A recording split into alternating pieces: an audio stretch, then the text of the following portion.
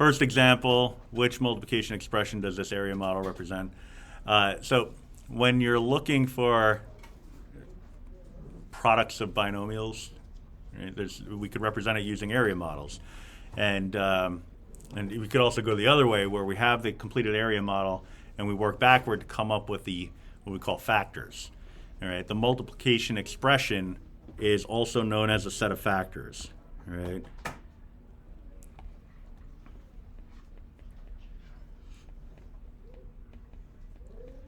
All right.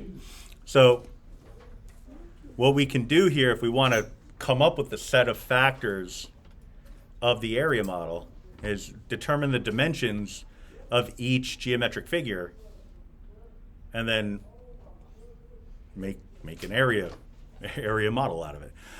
So looking at the x squared, for example. Now we know each one of them is a rectangle in some capacity.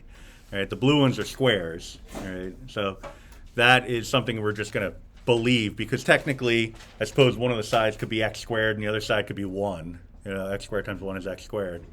But it does look like those two sides are equivalent in length, so it's a safe assumption that this side has a value of x and this side has a value of x.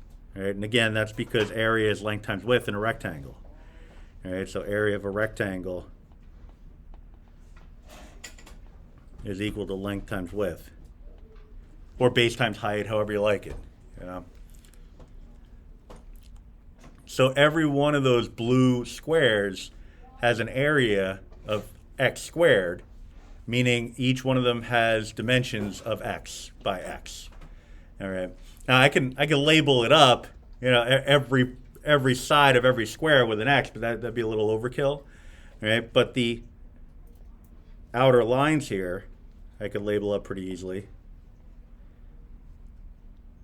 All right. So each one of these has a value of x. But then when it comes to the green ones, we know the area is equal to x. We know the long side, based off of properties of rectangles, opposite sides of a rectangle are congruent. So if we know that this side here is equal to x in length, then this side is equal to x, and this side, and this side, and therefore this side, and this side. All right. But again, so that the diagram doesn't become too busy, I'm just going to call this one side here x. All right. So if that one side has a length of x, and again, area is equal to length times width, the other side must have a value of 1 in order for that to play out properly. Can't quite get it the way I want it to be. And I have to freehand it. Oh, perfect. All right. So x times 1 will give you an x. All right. So that means all these little segments here are valued at 1.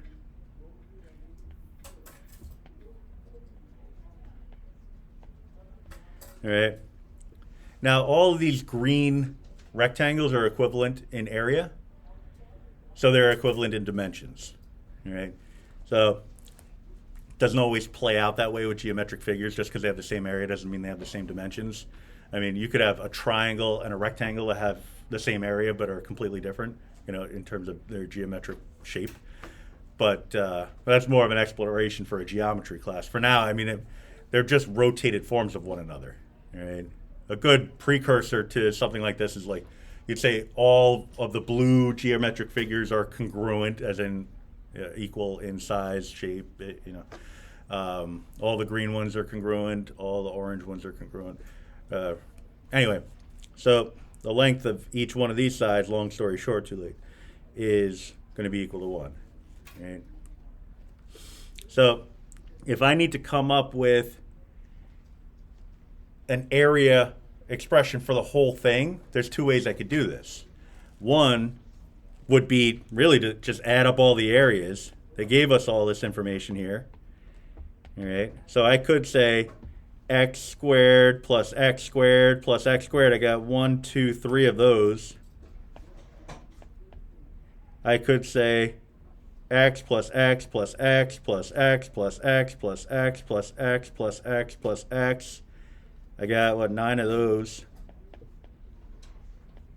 And then I have 6 more unit squares, 1 unit squares. All right, that's one way to represent the area. All right, that would be equal to area. That's nice. It's not what they're asking for, but it's nice. All right. What they're asking for here is a multiplication expression that represents the area model. So since area is length times width, what that's telling me to do, bad color, hold on. Let's go with the John Jay purple here. If I take these two dimensions and multiply them, that'll give me the area. Okay, that's the new one. The area of the whole shebang all in one shot. All right. In order to figure that out, I would have to add up each one of those little line segments that we just determined. All right. It's really not that difficult because I'd say, okay, I have one x plus another x plus another x plus 1 plus 1 plus 1. So I have 3 x's plus 3 more units. Then going down the line vertically, I have an x plus a 1 plus a 1. That would give me x plus 2. So we have 2 ways of representing area. One way is as a trinomial. The other way is as a product of binomials. Product, multiplication, set of factors all mean the same thing.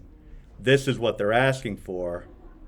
But in the process of doing this, we just discovered a way to determine factors of an area, right? So if the area is represented in using, well, they call them algebra tiles. But we've also determined a way, really kind of going the other way, to figure out the product of 2 binomials geometrically.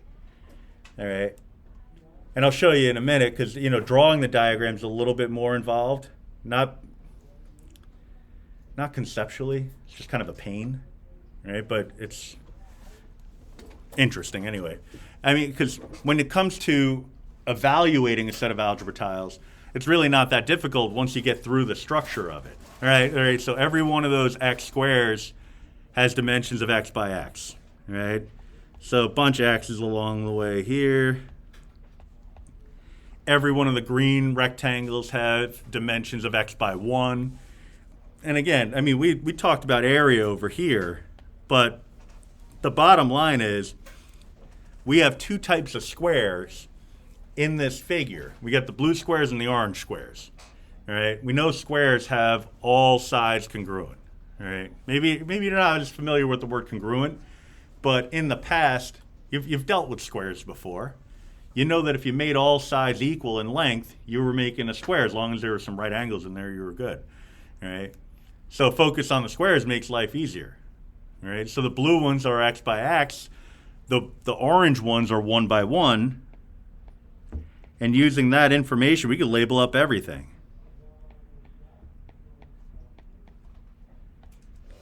Oh, I don't know why I put. Get rid of the evidence. Yeah, these are all 1s, and this is a 1. All right. So across the top, I have 3 x's and another 3 single units. Going down the line, I have 2 x's and 1 single unit. That's the multiplication expression that they're looking for, and that's really it. But again, if we wanted to, we could add up all of those individual areas, and that'll give us the result of this figure if it's distributed out. All right, so let's verify that real quick. So we already know the answer. The thing about, because you're going to do an IXL assignment on this later. The thing about IXL is that each module is part of a larger picture. It's not, and actually, it's literally and figuratively, I guess, because at the end of each module, it's actually part of a picture. and then eventually you fill out the picture. It's just nobody pays attention to that. You get like the badges and all that. So collect the whole set. Anyway, it's very easy to kind of fall into the mindset of every module being like a complete story. That's not really the case, right? The whole point of this is not to just come up with these values. It's to make the connection between what we just figured out and what it truly represents, right? So when I distribute this out, the way we did yesterday in class, I get 6x squared, I get 3x, I get another 6x, and a 3, right? Again, the technique that we talked about is just saying take each part of the first polynomial and multiply it by each part of the second polynomial. You get better at it. It goes quicker the more you do it, right? Early on, it's like, whoa, you did that so quickly. It's just one piece at a time. But the more you do it, the easier it becomes, the faster you're able to do it, without making mistakes, of course. So combine our like terms. We have 9x, 6x squared plus 9x plus 3. All right? So then you look at your diagram and you see what the connection is there. I have 1, 2, 3, 4, 5, 6 of those x squares. Check. I have 1, 2, 3, 4, 5, 6, 7, 8, 9 of those x's. And then I have 3 more unit squares off at the end. All right. So what we are really talking about here is area. All right? Because anytime you're multiplying two quantities, you're finding an area. It's just area of what? We don't have any context here. Why on earth would we ever need to multiply two algebraic expressions? Well, we don't know yet because we haven't applied context to it. But once you apply context to it, it all starts to make more sense. All right? But you got to understand the skills first before you can apply context, before it could all start making sense, which makes it kind of less inviting of an idea, because it's like, oh, okay, so in about 5 years I'll understand why all this is useful. Sometimes that is the case, unfortunately. We'll come back to number 3 in a sec because I realized that I made a mistake. It's kind of a crazy one. This is typo bonus for somebody. This shouldn't be here. So diagram for number 3 shouldn't be there. Number 4 should be an example.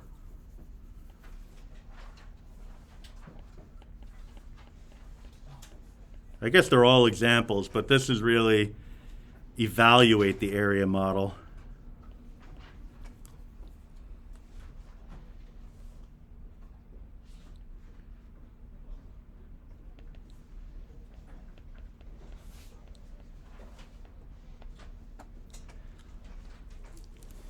You always know when it's the first year that I'm using a worksheet. First off, if it's not part of the packet, it's the first year I'm using a worksheet, because then it's like, oh, I'll make a fun worksheet to use in class. And then, of course, it's riddled with typos. So, but that's bonus opportunities for you all. All right. What are you talking about, bonus opportunities? So again, just to reinforce that, what it means is that when I point out typos in class, mistakes in packets, mistakes in answer keys or anything like that, all you have to do is send me an email with the type of mistake, like as in what the mistake is and where it can be found. If you're the first person to submit that typo, you get 1 bonus point for a maximum of 3 every marking period. All right. So far, I think there's 1 person in this class that has 1 typo bonus point. All right. So let's take advantage of those bonus opportunities, because as you know, there are plenty of typos. All right. There's lots of changes that I make in the notes as we go forward. Sometimes there's nothing wrong with the notes. It's just I would like it to be a little different. So I point that out. Again, the reason behind it all is it's a synergy sort of thing. I make all these declarations. Oh, I'd love to make a change for future years. Then I forget to do it. Right? And the following year, I make the same statement, and nothing ever changes. If I give you bonus point, you give me a reminder, and I actually make the change, and everybody's happy. All right.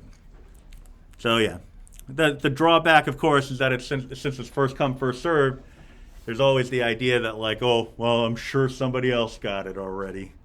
But you never know. So you submit, and before you know it, you have 3 bonus points, and you're good to go for the marking period. All right. So, again, this example, evaluate the area model that represents the expression 2x plus 3, 3x plus 2. All right. So, again, taking note of the fact that there's 2 x's and 3 more units. All right. So basically what it's getting at is placement. All right. What we want to do is make a determination first of what this is equivalent to, and also how this would be labeled up to relate the algebraic expression that we're given to the geometric figure that we're given. All right. So I have 2 x's. So there's 2 sides. One of those sides has 3 of those squares. Those 3 squares have dimensions of x by x, so x down the line, this would be, oh, that's poor quality squiggly bracket. I'll take this as a separate typo. This box shouldn't be there. I'm just giving people a chance, that's all. All right, so I have 3 x's here. All right, each one of these are 1. So 3x plus 2. So that's this geometric algebraic expression. All right. For the other one, so that's not the 2x, obviously, because it's 3x's. All right. But here I have x and 3 more singular units. All right. So that must be the 2x plus 3.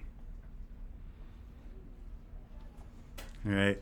Now, if we were to multiply this out, using the double distributing process, we would get an answer, but that answer would be the same as what we would get if we took all of these figures and added up their individual areas. So I have 6 of these x squares. I have, it's a lot of ones to put in here, 1, 2, 3, 4, 5, 6, 7, 8, 9, 10, 11, 12, 13. 13x, and then 6 more singular units. All right. And so that's what you would get if you use the double distributing process. All right. But all of these examples are only wonderful and easy to use because they're already drawn out for us. So we'll draw out 1 or 2 together and then see if that's something that kind of resonates with us. All right. So now we go back to number 3, which should be number 4. You know how it is. So what I want to do is come up with an area model that represents 3x plus 3. So 3 individual x's and 3 more single units. All right. Spacing is going to be kind of an important deal here. There's a couple of ways to do it. What I tend to do is just kind of allocate the space that I need for the blue part of it, and then whatever's left over I break up to account for the green and the orange. All right. Since the coefficients of x are the same, that means that the blue region is going to be a square region. All right. So I want to chunk this so that it's a square region.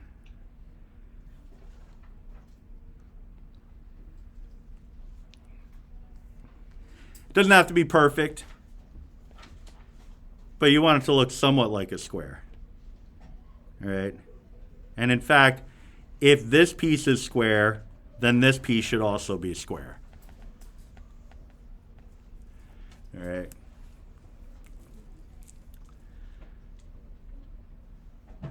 Because it's 3x plus 3, I need to have three equivalent pieces here.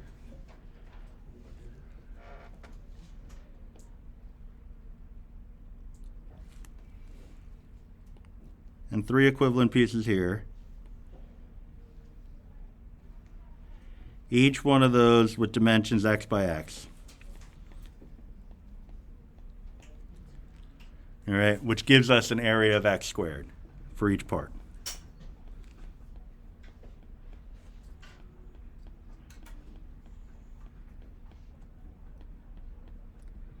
You'll notice I'm not putting too much effort or any thought really into the distances. I just want it to look square. All right. Now I do have the advantage of the autocorrect on the line drawing. So, do the best you can with drawing straight lines, but it doesn't have to be perfect. All right. So then that remaining space needs to account for the plus 3. So I need to have a plus 3 down here, which means there's going to be 3 separate 1-unit increments. So I'm going to break this up into 3 separate regions and then do the same thing over here.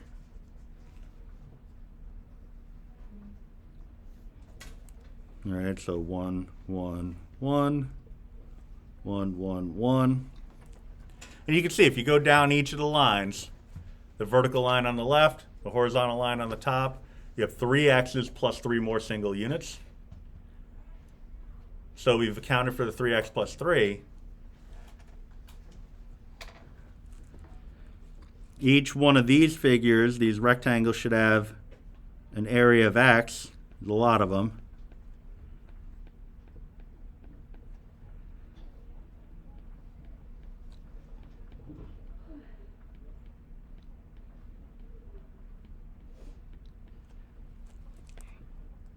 And each of those little squares should have an area of 1. And figuring out the product is really just a matter of counting up all of the different types of like terms that you have. All right, we have 9 of the x squares. We have 18 of the x's and 9 of the 1's.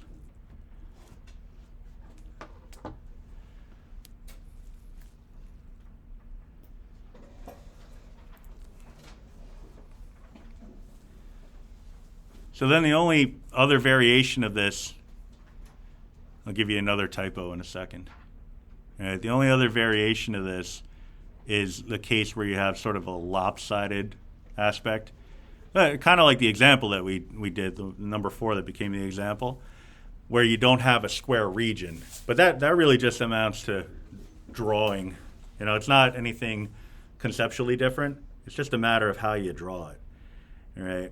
Because I need 2 x's down one side, but only 1 x down the other. All right. So what I would do is establish to myself, all right, what does 1 x look like? All right. I'll call this 1x. So going the other way, I need 2 of these distances. So 1, 2.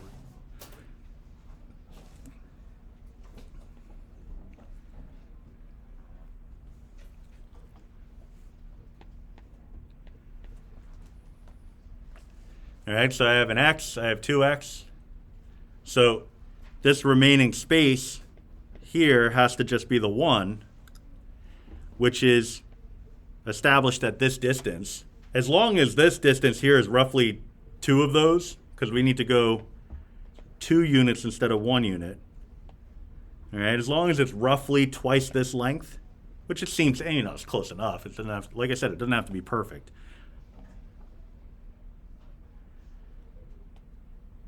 Then you'll have the appropriate diagram. The whole idea here is, if you spend too much time making your diagram picture perfect, then it sort of defeats the purpose of using this as a tool for multiplication. It'll take forever. But anyway, x squared, x, x, x, x, x, and then a couple of 1's here. So I would have 2 of those x squares. All right, I'd have 5 x's and then 2 more single units. All right, and if you checked it by distributing, you'd get it. All right, but like I said, it's a process. All right, 6 is the other typo. That one is not reflected in the IXL assignment, and so therefore really shouldn't be there. And also, it's a little bit beyond the area diagrams, at least at this point. All right. So the IXL assignment due Friday midnight is Z7. So you can work on that now. You got like 12 minutes. You can work on it, obviously, throughout the remainder of the week.